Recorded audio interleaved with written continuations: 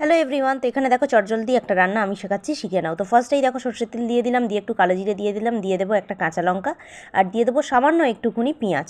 তো দিয়ে দেখো ভালো করে এটাকে ফ্রাই করে নেব। নেওয়ার পরেই কিন্তু আমি এখানে আলাদাভাবে একটা ডিমটাকে কুচিয়ে রেখেছি ভেজে, তো সেটা এখানের মধ্যে অ্যাড করে দেবো। দিয়ে কিন্তু ছোটো ছোটো করে কেটে রাখা লাউ আর আলুর কুচিগুলোকে কিন্তু এর মধ্যে অ্যাড করে দেবো। দিয়ে কিন্তু আমাদের যেসব রেগুলার স্পাইস সেগুলোকে এর মধ্যে অ্যাড করবো, যেমন যে স্বাদ মতো একটু লবণ দেবো, আর দেবো হচ্ছে একটু হলুদ গুঁড়ো, আর দেবো হচ্ছে একটু আদা বাটা। যেহেতু কাঁচা লঙ্কা আছে, কাঁচা লঙ্কার সাথে আদা বাটাটা কিন্তু খুব ভালো যায়। তো এভাবে কিন্তু তোমরা ট্রাই করতে পারো। আর সব শেষে কিন্তু একটুখানি জিরে বাটাও কিন্তু দিয়ে দেবো। দিয়ে কিন্তু একটুখানি গরম জল দিয়ে দেবো, দিয়ে এটাকে আমি ফুটতে দেবো।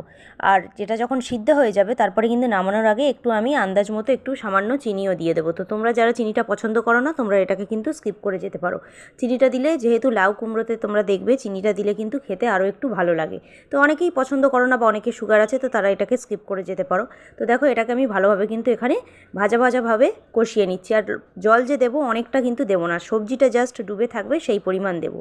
কিছুক্ষণ কষানোর পর আদা দিয়ে দিলাম, দেখতেই পেলে। আর তারপরে কিন্তু দেখো সামান্য জলও দিয়ে দিয়েছি এখানে। আর তারপরেই কিন্তু এটা সিদ্ধ হয়ে গেলে কিন্তু আমি শুকনো শুকনো করে কিন্তু নামিয়ে নেবো। তো এই গরমের দিনে লাউ খাওয়া এমনিতেই ভালো, তো তোমরা জানো।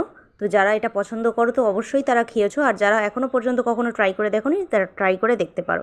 আর ভালো লাগলে অবশ্যই একটা লাইক করে দিও। And thank you for watching. আর ভালো লাগলে অবশ্যই কিন্তু এটাকে শেয়ারও করে দিও।